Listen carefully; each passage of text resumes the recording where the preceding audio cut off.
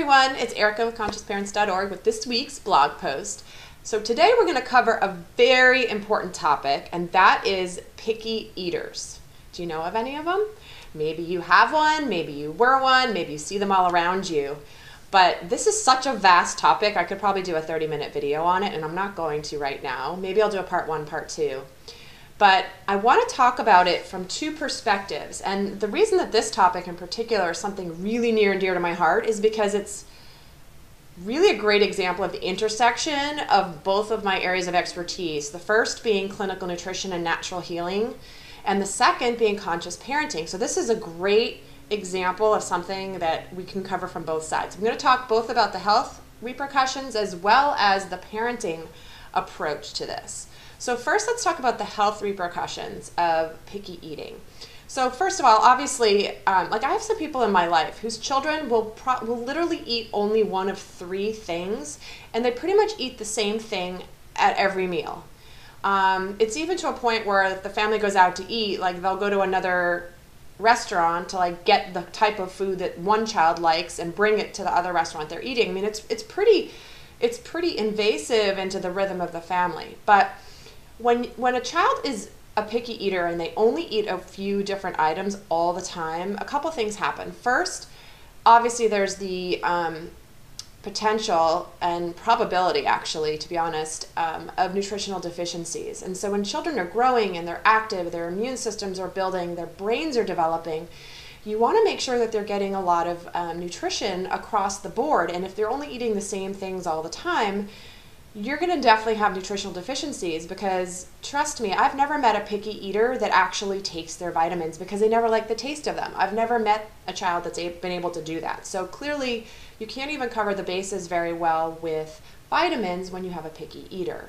So that's one aspect. The second thing that can happen when you eat the same thing all the time, and this is true for children, adults, everybody, is that when your body continues to get a lot of the same thing constantly, your body can actually get to where it will launch an immune response against the food that you're eating, which is actually an autoimmune condition. So you may have been able to eat something before, but then you have so much of it, your body basically just kind of goes, "Uncle, I'm done." And then you're all of a sudden allergic to it. And it's an allergy that can be take different forms, but in any case, it's damaging to the body and it's damaging to the immune system at the very least, and it could become even worse. So that's a really important thing to think about. That's why we always advocate a varied diet and to eat a lot of different types of things so that you get a cross section of all sorts of nutrients for your body. So that's from the health perspective. Picky eating is a really important topic from that perspective. That's why we want to address it. And the way you can address it has to do with the conscious parenting side of it. So most parents, the reason that they kind of give in to a picky eater often is just because they don't know what else to do. They've tried a few things, they've tried disguising, I mean, whatever it is, they have tried a few things and they just kind of put their hands up and they go, well, it's just easier. And conscious parents will take a longer range look at the circumstance and think about a few things. Most importantly is, if I do this, what is it going to teach my child in the long run? Am I setting them up for success or failure? And when we're talking about food and eating, you want to make sure your child's making good decisions when you're not around as they get older.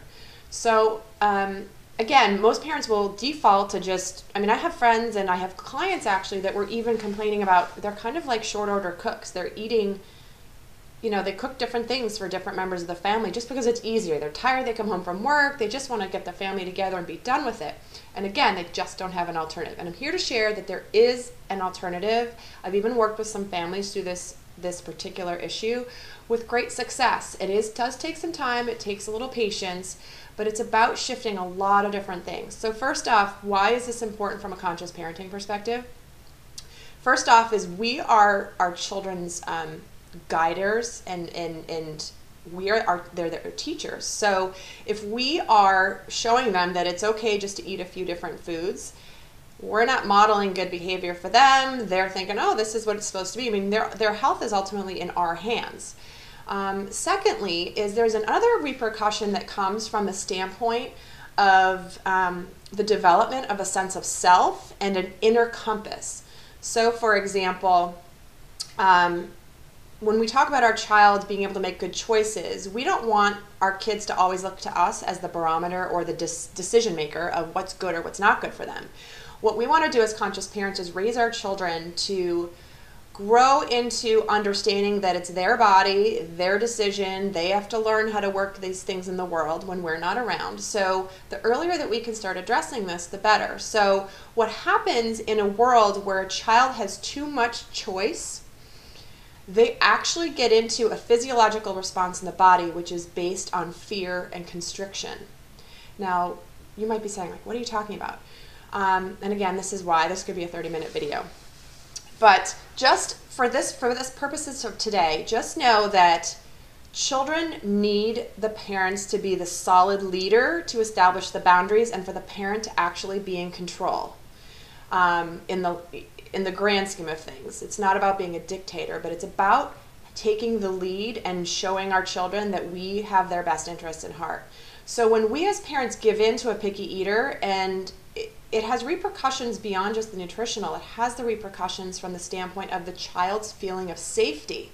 Now, when a child is in a place where they're feeling fear, their bodies literally constrict, their growth is limited, their development of intellect and the sense of self and empathy, everything, their brain development all sort of constricts. So what we want to do with our children is create an environment where they feel safe, so that they can devote all their resources to growth and expansion and learning. So how do we do that? Is by us taking control, we can actually, and showing them, no, this is what we're eating for dinner, this is what we're having. And again, these are not much the strategies, just some of the principles right now. Is when we're in control and we're not letting the child dictate and run what the family is doing, basically, the child will actually feel safer, which will make their bodies develop better. So again, that is a huge topic, this subset of this topic, so I can't get into all of it right now. But just know that you're actually helping your child grow healthier and better by taking the lead in the family, and they're knowing that you're taking the lead in the family. So much when children have too much say, it's like they act out because they're in this place of they're out of control, basically. So what I'm going to probably do, because there's so much more to this, is give you some how-tos next week in next week's video. So right now I'm just giving you guys some food for thought and things to think about relating to this topic. Next week I'll share the ideas that I've worked with families through and what's happened and how things have changed. So in the meantime, I'd love to hear your stories of how you've dealt with this or some challenges that you've had relating to picky eaters. It's funny because I have some of my more conscious mom friends. They're like, oh gosh, we've tried everything. Trust me, my child is the pickiest eater in the world. And I'm here to say, for real, I can look you in the eye and say this because I've done it with families, is you can change this. It might not they're not going to all of a sudden become the best eater, but they can become a much better eater, and they're going to actually be healthier for it. So until next week, remember to always focus on the good, live from the heart, and love all over your precious little ones. And abundant gratitude always.